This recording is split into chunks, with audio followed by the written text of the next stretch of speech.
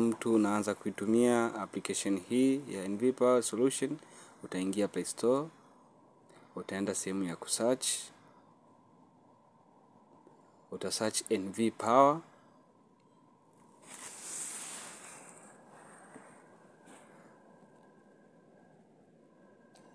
Itaniletea application yangu NV Power Solution umeme. Nita open kwa kuwa tayari nilikuwa nimesha download.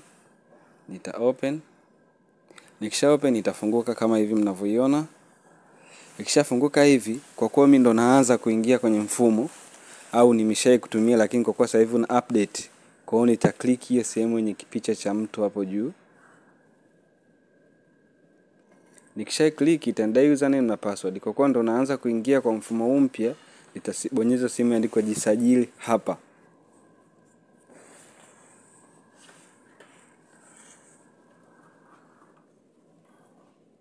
Nikishabonyeza jisajili hapa, nitaanza kuingiza taarifa zangu kwa kujaza namba ya simu.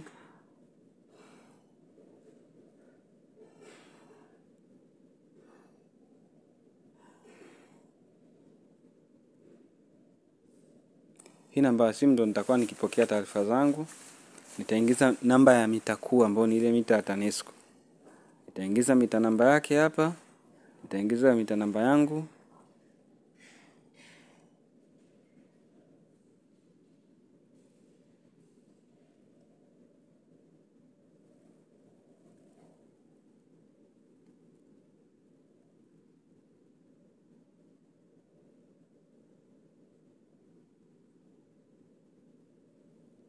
Nikishamaliza nitaingiza mita namba ya submit yangu ambayo nitaanza na 00.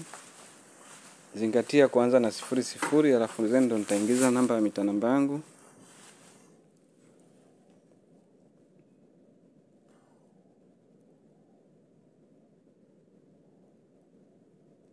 Nikishamaliza nitaingiza vending username ambao ndo itaniweza mimi ku access ku login moja kwa moja kwenye system yangu ya generate token.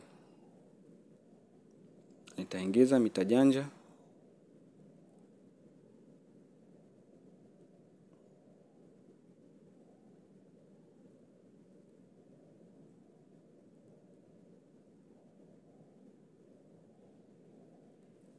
Nikimaliza nitaingiza password chini hapa ambayo ni 1 2 3 4 5 6.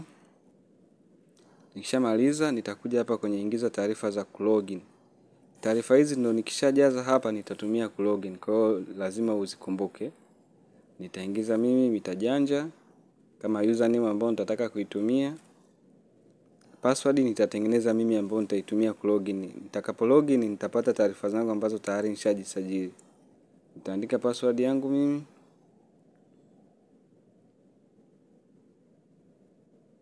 Nitaklik jisajili.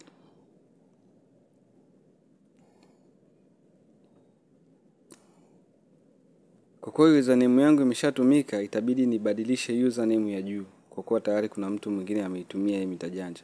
Kwa hiyo nitafuta, nitaandika jina ambalo najua mimi litakuwa unique. Nitaandika jina jingine.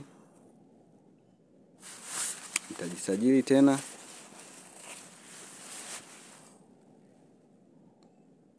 Lakini bado inaonyesha kuna mtu amelitumia hili jina. Kwa hiyo nitaongezea tena kitu kingine mbele ili iweze kuwa tofauti na nyingine, ili nisiweze kuingiliana na vending ya mtu mwingine. Click jisajili tena. Itakubali. Hapo nitakuwa tayari nimeshajisajili. Sasa zile username na password nilizozitengeneza pale ndio nitazitumia ku login, ambao ndio ile Benson niliyotengeneza pale ikakubali. Nitaingiza hapa.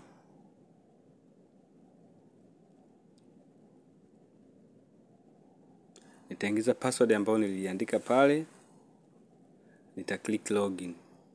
Kwa kuwa system yangu imeshajisajili kila kitu, itafunguka hivi. Itanipa kwenye picha ya mtu utaona kuna namba imebadilika ambayo sasa inaonyesha tayari umeshapata usajili wa namba hiyo.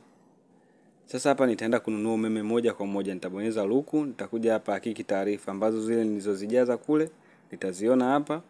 Kama kuna changes yoyote ambayo nataka kufanya, nitaklik hapa what to change. Nitaklik hapa chini, nitabadilisha. Ila kama sina changes yoyote, nitaenda mbele, thibitisha naendelea mbele.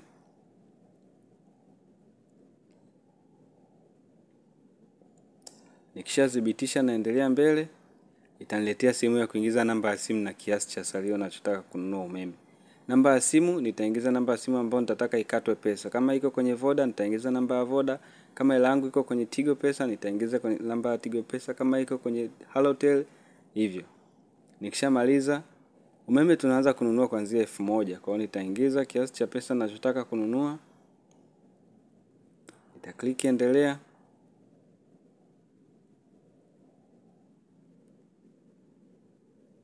Itanipa payment muda sekunde ambayo inahesabu. Nitaletewa taarifa kama unavyoona kwenye simu yangu hapa ya kuingiza.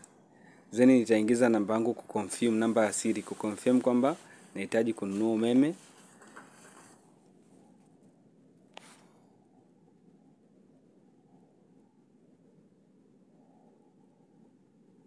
Nikishamaliza kuconfirm, moja kwa moja itaniletea token mbili, ambayo token ya kwanza itakuwa ni ya mita kuu na token ya pili ni ya submeter.